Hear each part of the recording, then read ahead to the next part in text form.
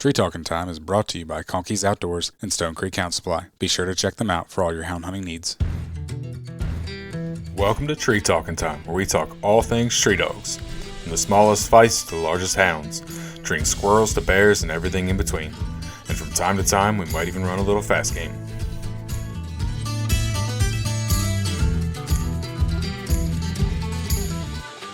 All right, well, hi, I'm Jeff Caubble with Cobble's Blazing Kennels out of Heber Springs, Arkansas.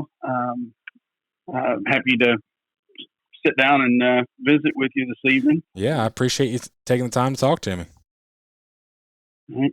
Yeah, so I guess a little bit about where I'm at with dogs and the feists that I have here and where they come from is. It's been a while back. I was about 15 years old. My great uncle lived in Alabama. He raised feists, Don Price, and had some champion dogs. A little dog that I got to hunt with a lot. That I think grew up in the ATFA. He was one of the founders with the ATFA, and oh, that's cool. He brought me I lived in Wynne, Arkansas, and when they'd come over and visit the family, he would come over and hunt with a guy named Jim Ray, who's a long-time tree dog guy, big dog guy there around Wynne, Arkansas. Funny people know him. Yeah, funny story about Jim Ray. There was an article probably pushing 20, 25 years ago in an Outdoor Life, I believe, it wasn't about Jim, but Jim was the guy had hunted with Jim, and then it was about squirrel dogs. And that's kind of what got me started in the squirrel dogs, and that's how I found out about curs and feist. I gotcha. Yeah, so Jim Ray actually, his home was about a half mile behind my old home place in Wynne. We had peach orchards, and so my first take with dogs when I was I think I was 11 years old, kind of a where the red fern grows story. I was wanting some beagles, and we had peach orchards, and at this time he wanted $35 each for a puppy. Mm-hmm. And I worked out in the orchards long enough for my grandmother to pay me and get $70, and I took my little Honda 70 four-wheeler through our orchards and across the pasture and hit a trail over to his house, and I picked up a little brother and sister beagle that I started rabbit hunting. That's an awesome story of how you got started. Yeah, so it was kind of a where the red fern grows deal. I named them Little Ann and Old Dan, and I had those beagles and for a long time raised beagles and had them through college, chased rabbits. So I still got a lot of friends that I grew up with that we still talk about those dogs. We would ride motorcycles with a dog box on the back or three-wheelers and just go somewhere and find a place to rabbit hunt, which at that time you could go anywhere you wanted to go and hunt. No landowners gave you any fits that you might give them a rabbit or two, but that was kind of my first take with hunting dogs, was just getting in with beagles and chasing rabbits when we were little. And we'd just walk from the house or ride, like I said, ride three-wheelers. And from there I hunted with my uncle whenever he would come to town, and he would come in. I think they'd, be headed to some competition hunts or just come in and hunt with Jim Ray some. And, he had, like I said, he had that dog called Blackjack at the time, who was just an outstanding little dog, a blast to watch. And I didn't know anything about it at the time other than when that dog barked, you walked in with your gun loaded and ready to shoot. He had a squirrel up the tree. And, nice. Good experience growing up. And probably to this day, I still hunt with a lever action 22 that Don gave me. We went to South Arkansas, and I went with my one of my other uncles and Don. Went down to deer hunt, but we had Blackjack with me, and it was raining one morning. They slept in, so I went out with my muzzleloader and shot a little doe, and got it back to camp, and they were still laid up asleep. So I grabbed his 22 and Blackjack, and I think I come back with 18 squirrels, and I have absolutely no idea what the limit was at the time. So I may have overstepped that a little bit. Yeah, maybe just a little, but luckily statute of limitations is out on that. Right. Yeah, that's been a while back. So he had a little lever action Browning, and to this day, that's the gun that I took to the woods That's and cool. scored. So, Now, uh, that blackjack, was that did he, or what was your first squirrel dog? so Don, after I got into that a little bit hunting with him, he brought me back a little female that was out of blackjack, and I named her Jill. Okay. I don't know if there was anything behind it other than uh, just that was the name I picked. And by the time she was 4 months old, she was a treeing little fool, just a go getter, and she ended up at about 9 months old.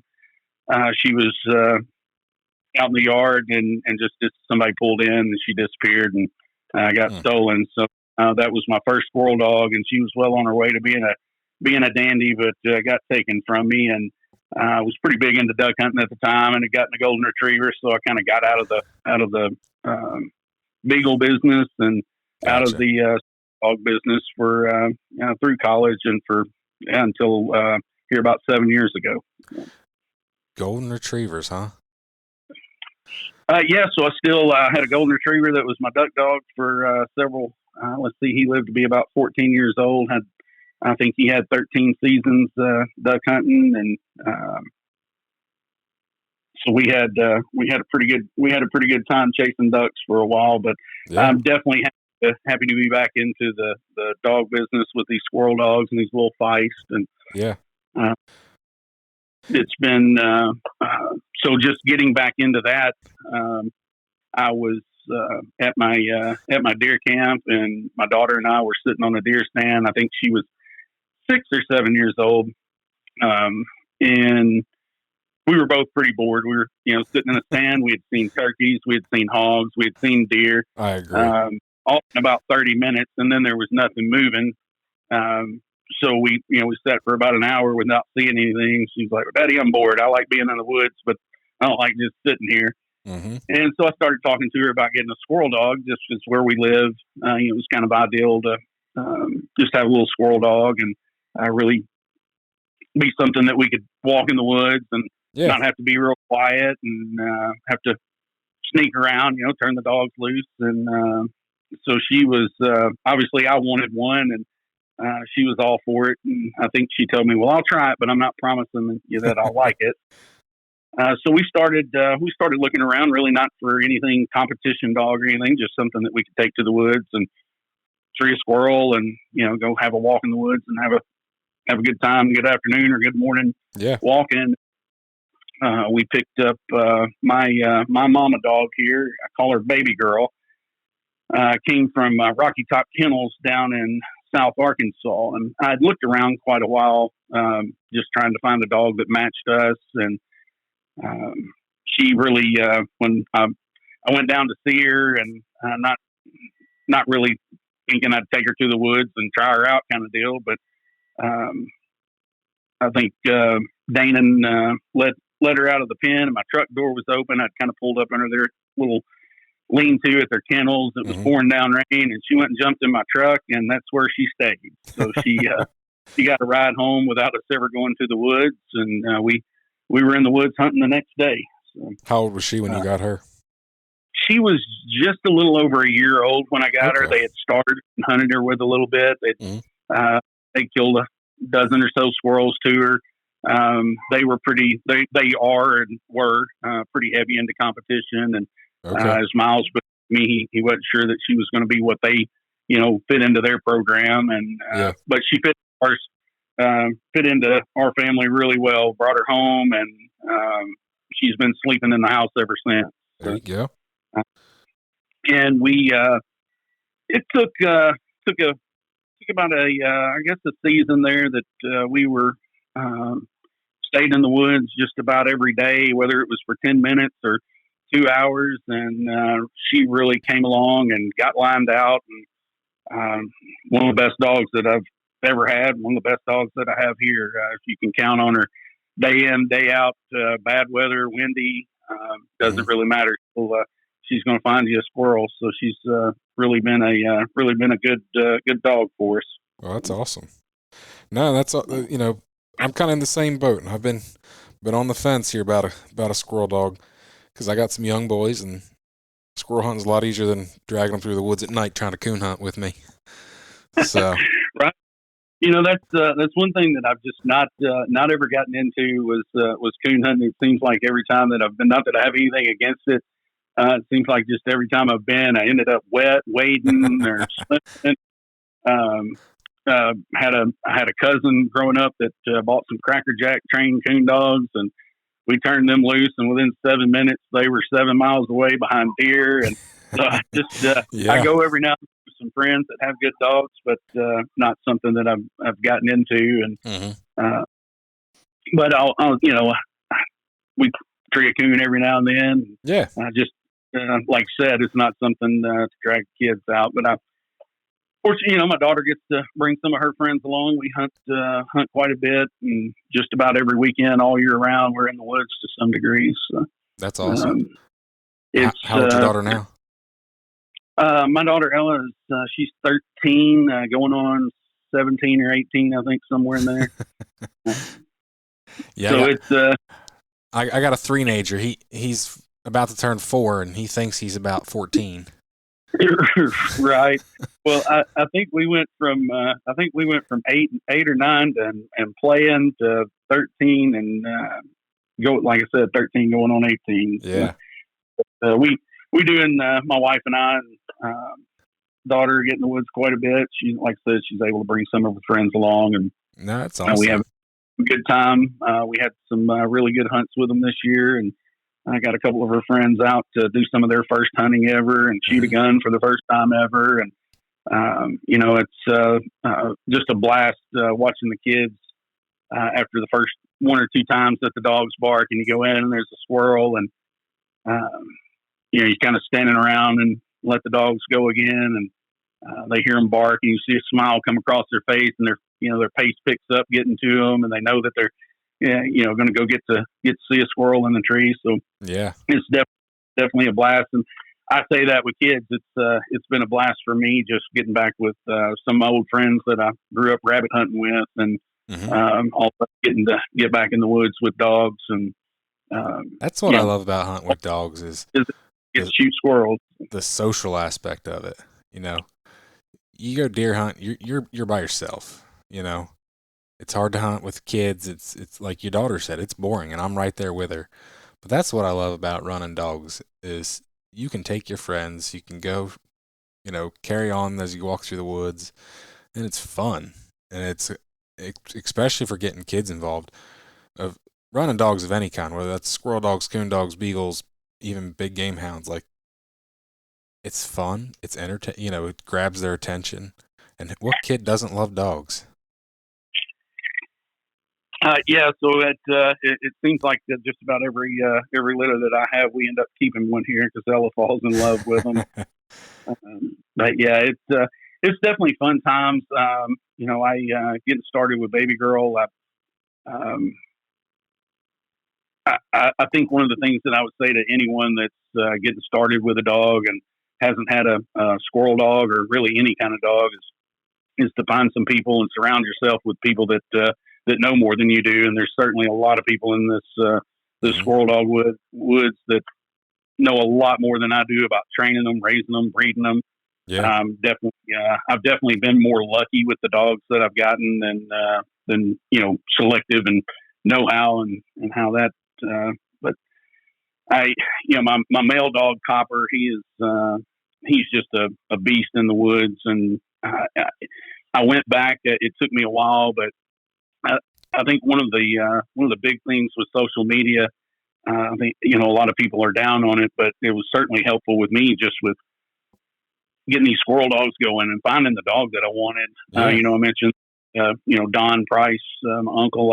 Once I got baby girl and kind of got going, I wanted to get into it a little more and get another dog, and made up my mind that I wanted to find something that went back to his bloodline. And through social media and some contacts, I met Chad West from down in South Arkansas, who's been a real good friend of mine ever since we met, and got introduced to Todd Coles, and spent a lot of time over the last 6 years hunting with him. He and I are good friends and hunting buddies, hunt a lot together. But they helped me out quite a bit with getting back to finding Copper, who he's a Barger dog that I got from Mr. Bill Barger. Okay. A little over five. Copper's a little over 5 years old, so I think I got him October 5.5 years ago or so. Gotcha. And so I got to drive over to Tennessee and pick up Copper, and I think 6 or 7 generations back, he's got some of my uncle's stuff on the top and bottom, and that's pretty cool. So he's really turned out from day one. Been a good little dog. Started treeing when he was a little over 3 months old, and hasn't looked back. Done real well in competition, but certainly a meat dog and a blast to hunt. He's just I smile when I cut him loose. He's gets gone, gets treed, and just a blast to watch. So with him and Baby Girl have kind of been my the backbone here on the hill, and getting some pups out of them that are doing really well. So. Yeah. Now you mentioned something there about surrounding yourself with people, and I've had a few people local kind of say, "Hey, I'm looking to get into this, into coon hunting or something," and I tell everybody, go join a coon hunters club. Like and for you, it'd be a squirrel hunters club or something. And I understand big game, it's harder, but if there's a club around you, get involved, because even if you don't want a competition hunt, like I've rarely ever competition hunt any of my dogs. I think I've ever entered my own personal dogs into like 2 cast competition hunts, but just the knowledge, like some of my best friends today are the guys from the Coon Hunters Club. I hunt with them pretty regular, and at the same point, like you got a question, I got 8 guys at my local club that I can ask, that have all been involved in this longer than me. So it's just a good knowledge bank, and like I said, it's just a great way to connect with people. So if you got a local club, you should definitely get involved. The local clubs and the competition hunting, I go to some competitions where it seems like everybody's pretty serious. Of course, I want to win. I want my dogs to do well, but a social event, and you get to meet some people and see some other dogs work, see some things that other dogs do that maybe your dog's not doing, and how did you get them to stay at the tree? Mine's wanting to leave the tree quite a bit, and you pick up that information. I'll mention social media again. There's a lot of squirrel hunting pages out there, coon hunting pages, dog pages in general. And you ask a question there, you'll get 1,000 different answers. Not that are wrong, but everybody has their opinion. Everybody has something that works for them. And I think for me, I ask a lot of questions with people that I know more than I do about it. I'll watch and learn, take notes, and I think you have to pull out the things that work for you. Not everything's gonna, not everything's gonna work for you. Shocking might work for a dog, but it's not something that I use. I use a leash and leash them to a tree. So I think you can get a lot of great information. I think you just have to take what information you're given and use the parts of it that can apply to your dogs. Every dog's different. I have 6 of them here, and none of them are the same. I work with all of them a little differently. They all hunt a little differently.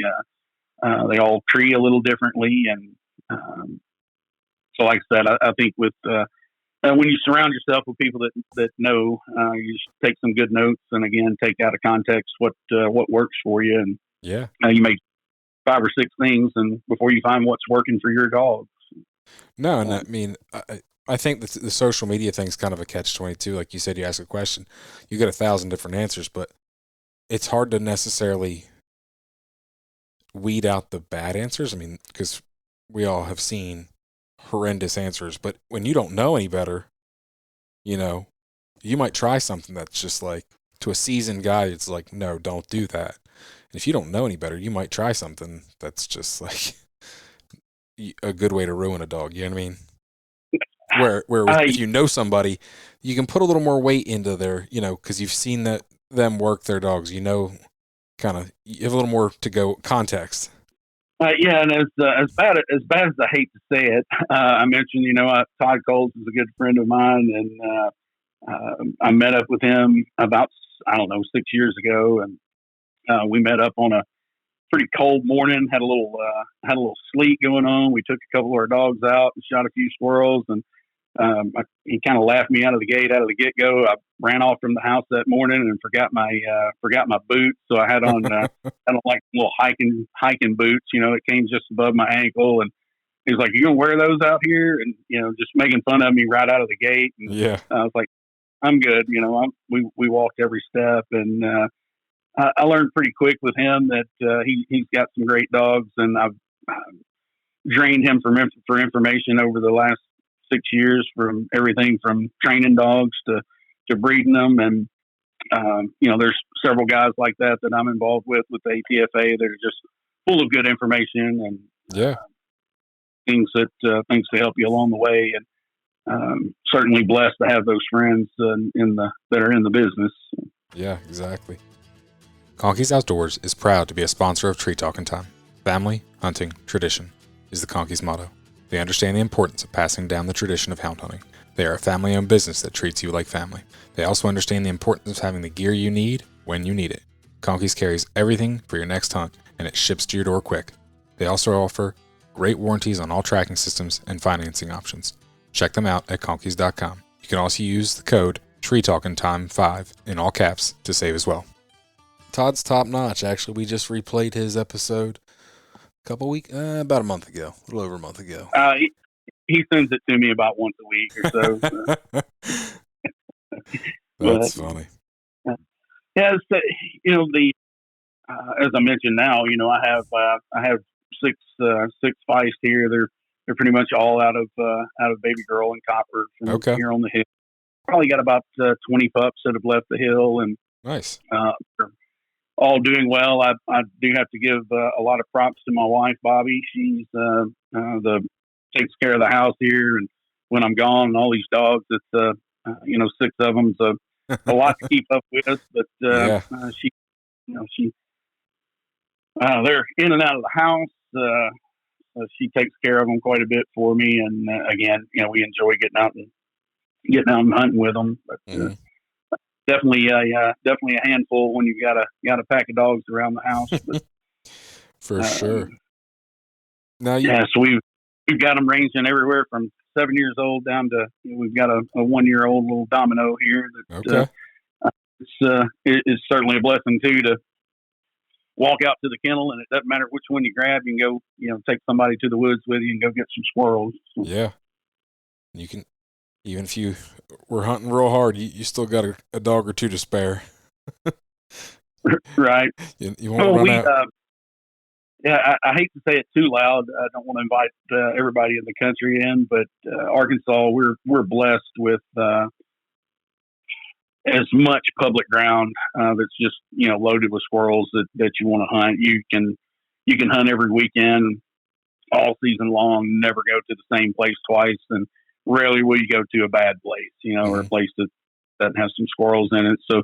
It's a target-rich environment. Makes it easy on getting some dogs going and getting them started. Yeah. Circling back to once again, Todd. He's been trying to get me to come down, and one of these days I'm going to make it down there to you guys. That's for sure. We've got about everything that you can ask for. If you want to go climb up and down hills, we've got that. But we hunt the bottoms. River bottoms quite a bit, and a lot of flat ground. You can take a boat and get on some islands, but we've got a lot of good squirrel hunting. We have a lot of friends that come in from out of state and spend a week with us hunting here around 1st of December when we have our ATFA hunt. Yep. Oh, I know all about that week. That's right. Yeah. So if you're wanting to enjoy a week of hunting, that's one to be involved with. I think last couple of years we've had anywhere from 15 to 20 people hang around and get up in the morning, and we just kind of, hey, you want to go, and you get to hunt with 10 or 12 different dogs over the course of the week, and that's see cool. some different things. So it's real interesting and real interesting to see how other people handle their dogs, and getting in the woods and just get to shoot some squirrels and all around Um, And like you said earlier, you can always pick up little things from different people just watching them and how they do things. It's not always the big things. Sometimes it's just the little things, the little differences, but you can learn a lot from watching different people the way they work their dogs. yeah, I think one of the things that I've learned with hunting with the ATFA, the American Treeing Feist Association, one of the things that I've learned there is no matter who you draw out in a cast, you're the only one that can see when your dog trees. So everybody else is kicking leaves, doesn't see a squirrel. You've got to find it yourself and point it out. Have a laser pointer because they're looking down. I don't know, Caubble. I don't see that squirrel. Of course, when their dog trees, they're all over it and can see it. I'm kidding. Yeah. I'm about to say, I think that's just you because I've heard the exact opposite. Yeah, no, I'm just kidding. It's a great organization, and Yeah. we have a blast. It's a very social competition hunt. And, competition hunting was not anything that when I jumped into back into dogs, not anything that I was looking to get into, and just through hunting with Todd, hunting with Chad West, some of those guys, and really seeing that I had a dog that could hang with them. I started doing some of the NKC hunts here locally and ATFA hunts, and that's it's a lot of fun. It's great to go out and have your dog perform, and walk home with a first place plaque and get a dog championed out and grand championed in NKC or ATFA. That's always just rewarding to see that your time spent in the woods is paying off for the dog. And I certainly don't want to act like I'm the guy that's getting it done with these dogs. These dogs have it in them, and they just really, you're just the chauffeur to get them to the woods. Yep. Now, has your daughter done any competition hunting with you? She goes with me. She's tagged along. I've not been able to talk her into handling a dog yet. Gotcha. My wife did get started this past year with handling a dog in some of the competitions, and she's learned a little bit with it, and she's very competitive. So whenever she had didn't walk away with a win, she was a little upset, but she did very well with them, and I think she's looking forward to this year. Like I said, I've got a little dog called Domino. It's just turned a year old. I think middle of April, he turned a year old. That's coming on really well, and she's got her mind made up that she's going to hunt him in the competitions all this season. So, okay. Looking forward to watching that and seeing how well he. So. That's exciting, seeing pup that you raise and do well. That's for sure. Yeah, that's like I said, I didn't anticipate getting into the competition, but it's been some learning experiences, and sure. Again, just getting to travel around and go to different places, different terrain, different people and dogs. So again, you learn a lot in those competitions. Oh yeah, for sure. What's been your best competition hunt? Oh man. So I drew out down in Magnolia, Arkansas. I think it was 2 years ago. Ryan Coles, Todd's son, was hunting a dog we have called Banjo, and we drew out in a 2-dog cast. So it was Copper and Banjo, and Banjo runs about 700 miles per hour, and Copper's pretty quick.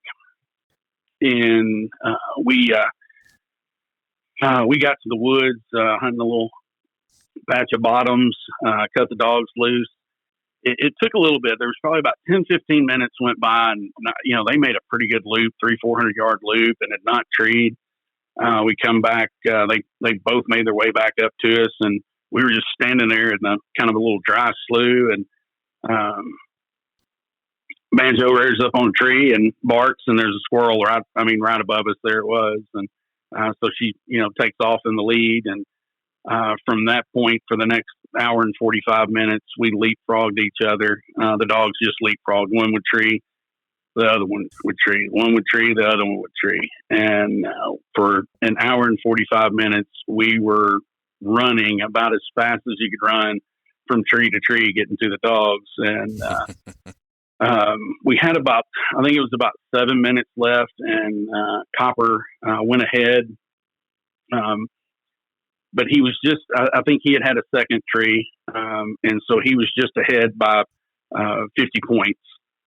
And Banjo treed. I believe there was 6 or 7 minutes left. And Banjo treed. And Copper treed about 350 yards from us, actually right back towards the truck. And it was almost too dark to see. And so as soon as Ryan had treed Banjo, and I knew if they found the squirrel, there's only going to be a few minutes left. We find the squirrel, Banjo's going to go back ahead and win. Copper starts barking about 350 yards away, and I was like, well, tree Copper. And so we walked into Banjo and leashed her, and they were looking for the squirrel. And I said, well, I'm going to go ahead and go down and leash Copper. And as I was walking in, a little squirrel, I have no idea if they found the squirrel or not. As I'm walking in, a squirrel runs up about a 6-inch pine tree and goes into a nest. And I leashed Copper, and I just sat there. And because I'm sure that they had the squirrel, but I know this one's in the nest, and it's as dark as it can be, so I don't want it to leave out. Yeah. And they make their way down to me, and I was like, all right, y'all get right here underneath this tree. And there was a vine running up through it, and I shook it, and the squirrel come out and got to score it for Copper. So I knew even if they found Banjo's, that I was still, I was going to go back ahead, and which turned out they had not found Banjo's, but it was just an exciting hunt, and probably one of the funnest hunts to watch those two dogs work for 2 hours. Just amazing dog work, and I still I talk about that hunt all the time. It probably sticks out more than any competition hunt that I've been on, and to be honest, I wouldn't have cared had I walked away with second place that day. It was, again, just a blast watching two dogs do what they do. Mm-hmm. Now, what was your total score? Do you remember? I think we were 1,109, whatever, 125 mile or 50, 1,050, I guess. Or no, I was 175 up, but I think I had right around 1,100, and then Banjo 975ish or so. Nice. That's a pretty impressive score, that's for sure. Yeah, it was like I said, just a fun hunt, getting to watch those dogs work. And, there's been a lot of fun competition hunts. Those two dog casts are definitely a blast when the dogs are both working, going at it. And, I think probably from there, my next favorite hunt was an ATF hunt down in Mississippi, and drew out a dog with Marty Brown called Runt, and the Scooter. Sorry, not Runt, Scooter. And they were both kind of in the running for Dog of the Year with the ATFA. That was a hunt where we morning and afternoon. It was morning and afternoon combined, and they were, like I said, they were both in the running for Dog of the Year. And so I drew out Scooter that morning, and drew out Scooter that afternoon. We had 3 dog casts. I don't remember the other 2 dogs that were with us, but we went head to head that morning, and I think one squirrel separating us that morning, and then that afternoon, I believe we ended up I was just 50 a second tree ahead. And so ended up winning that competition, and that was the competition that Copper championed out for, in the ATFA. So there you go. That's pretty cool. That was a fun one, just because we were head to head, both running for Dog of the Year, and we got to draw out head to head. So there wasn't any other dogs in between us, and I got to see the 2 dogs that were leading the ATFA at the time go head to head for the day. So just a real situation and a fun hunt. Yeah, for sure. always good to see top dogs going against each other. Now, what's the future hold for your kennel? Hopefully, hopefully we can just get some dogs out there, and like I think right now I've got 18 to 20 pups that have left the hill here, Okay. that are all doing well. They've all started early and got a lot of friends with dogs, and really trying to cater towards finding people that have some kids that want to get a dog, and bring them up from a pup and get them started. Yeah. And I think that's the direction that we're going to continue to go, and um, try to keep a good line and good breeding, and some dogs that are starting early and growing on up to be good tree dogs. I know here in the near future, we're gonna circle back around and go meet up with Stacy Barger and a couple of his dogs to breed two of my females too, and kind of get Okay. back to some of Copper's bloodline, and with out of Troubadour, and um, circle that wagon a little bit, and Yeah. get some of that back in. And that's coming up this summer, so I'm looking forward to it. Good deal. So it sounds a lot like you're gunning for that Todd spot as breeder of the year.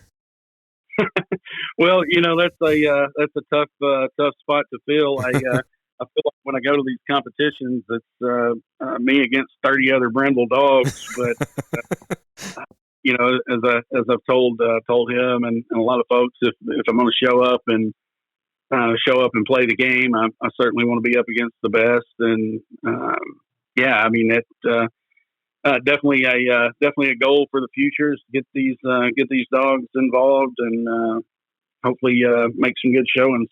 And for the listeners that are not aware, Todd's had like breeder of the year, last 4 years or something? It's all pending investigations and protests. I mean, there's a lot. I think he got 1 year outright. The other four we're still in. They're still in protest. Yeah, it's all rigged. He's the president. Yeah. He's rigging those numbers. Yeah, I can't get a hold of all the paperwork to make sure that it's legit. But, exactly.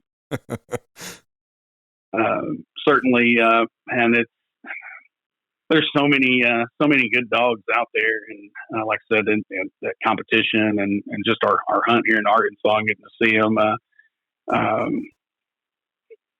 You might not relate to this very well, but it's kind of like the SEC in sports. Okay. Any team at any time can beat you. Yeah. And there's I'm as confident as anyone. A lot of the guys that I hunt with tell you I'm probably a little overconfident, but I'm as confident as anyone when I click the leash on any of the dogs that I have they have the ability to go win. But man, I think that old saying, every dog has his day. Yeah. There are days that I've seen my dogs not do very well, and that same dog the next day just look like a champion. And like I said, every dog has his day, and there's a lot of good dogs out there, a lot of good breeding out there. And when you show up to a 30 dog competition, there's 30 dogs there that can put squirrels up a tree. Yeah.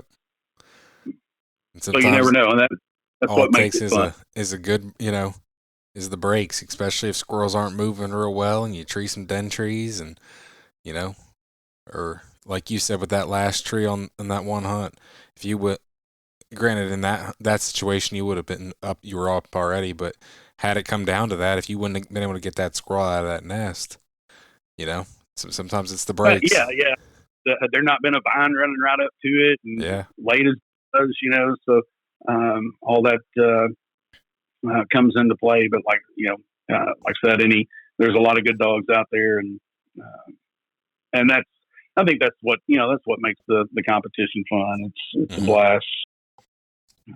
Oh, for sure. But outside of the competition, I always go back to just getting in the woods and with your friends and kids, and being able to go out and walk behind the dogs and know that you're going to have a good time. It's always a blast. We've had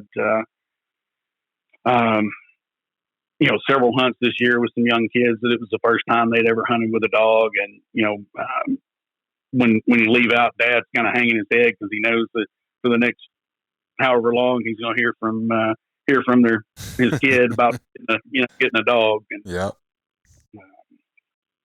Nah, that's awesome. Getting kids involved is not only is it important, it's a lot of fun. I've gotten to see some of that myself through my own kids, getting them, and my oldest got to go. He's starting to go with me some more, and getting to take him on his first coon hunt or his first bear hunt and first squirrel hunt, and it's just a lot of fun. You get to see his reaction. It's fun to do something by yourself, but to see your kids do it, and then also just to see other kids being able to get involved in it, it's a lot. I don't know. It's just a different kind of fun. Yeah.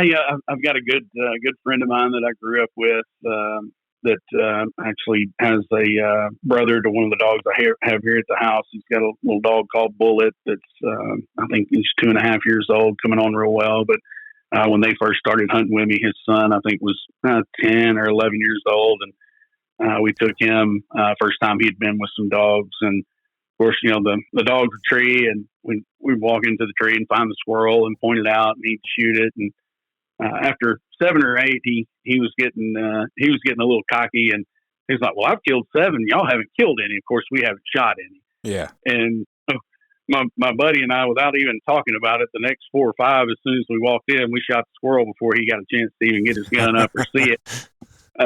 It didn't take him long to think, "Hey, why don't y'all not shoot anymore?"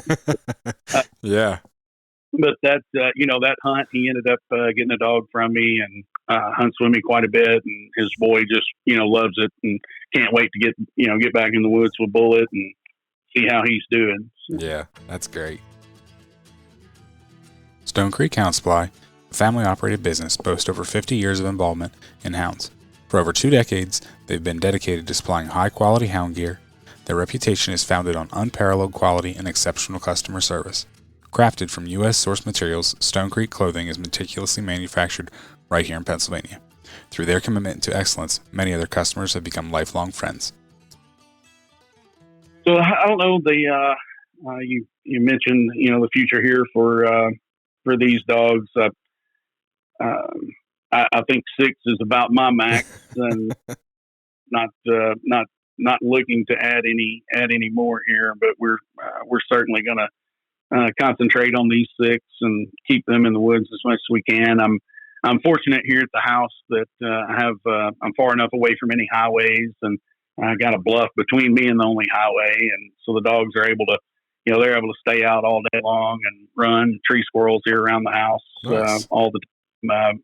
Whenever when you initially called, there were 3 of them out here in the woods next to the house and had a squirrel tree, so I was out there with it, petting them up and tell them what a good job they did on the yard squirrel that's coming down and eating corn every day. Yeah.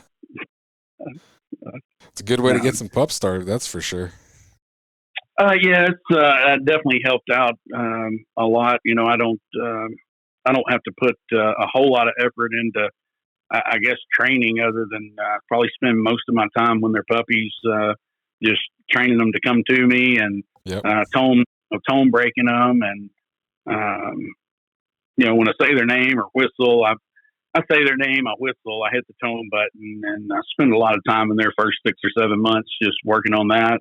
And, really don't have to spend a whole lot of time. I don't know that I don't ever really drag a squirrel or trap squirrels and cage them. They get enough exposure here around the house when they're pups with the other dogs, and then just getting them in the woods. So they've been pretty easy to train, but it certainly helps out having the other dogs around the place here where they can run free.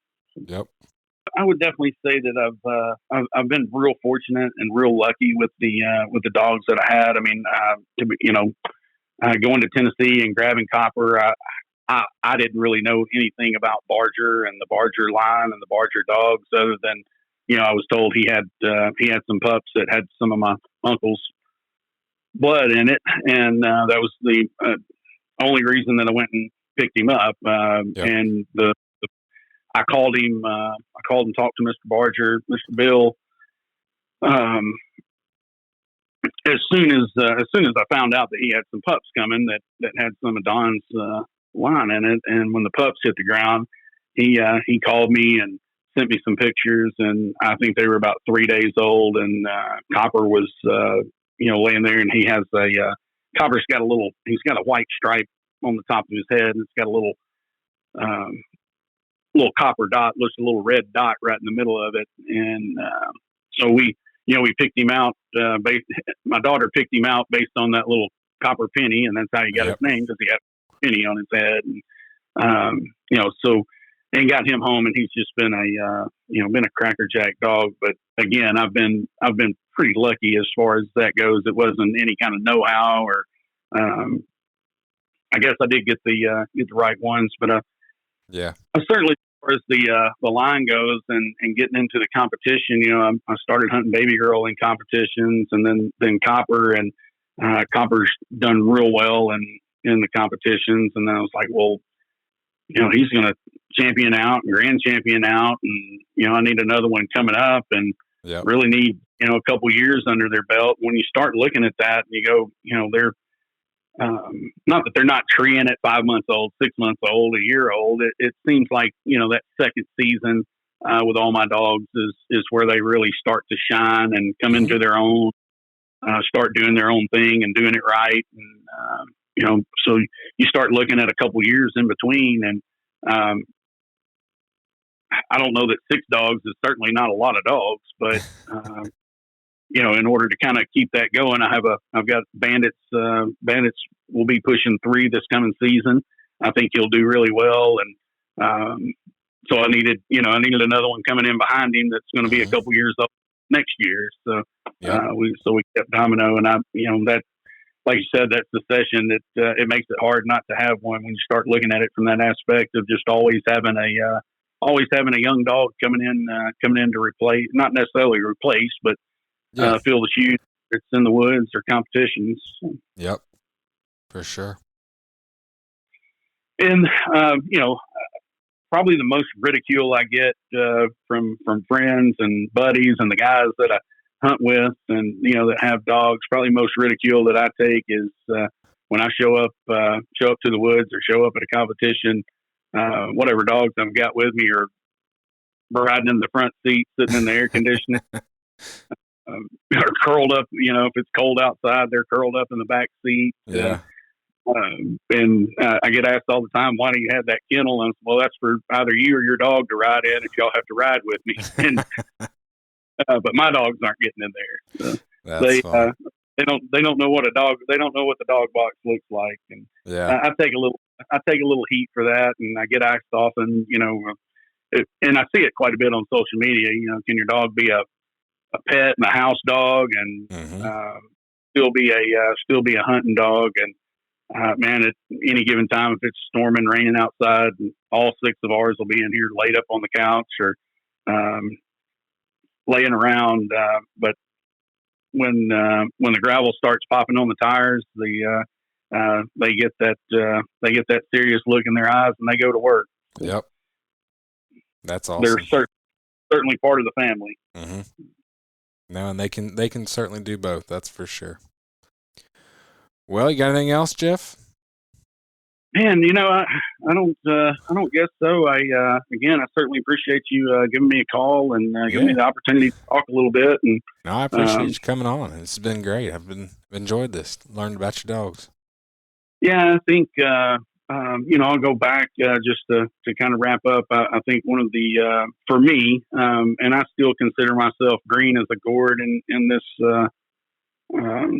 dog world, and squirrel dogs, and with these feist, still learning a lot. I still ask a lot of questions and take a lot of notes, pay attention. But I'll go back to kind of where we started with. I think one of the keys to getting rolling for people that are, I see it a lot. Just got a new squirrel dog. Any suggestions? And again, you'll get a lot of suggestions. Some that are good, some that might not be. But I still think that one of the key things in raising some dogs, regardless to what breed they are or what you're chasing after, is to surround yourself with some people that are in that business and in in the woods with their dogs and have been in it for a long time, and pay attention to what they have to say, ask questions, and learn from experience instead of reinventing the wheel, I guess. Absolutely. Some pretty sound advice right there. That's for sure. Well, listen, I certainly appreciate you inviting me on. Hope that I've maybe provided a little bit of good information and out there, and I look forward to seeing everybody in the woods and at the competitions. And good luck with your dogs and kids, and hopefully you can make it out to Arkansas before long and go hunting with us. That's the plan. So, thank you very much. All right, thank you. I appreciate it. You can find me on Facebook and Instagram at Tree Talking Media. And until next time, keep them talking in the timber.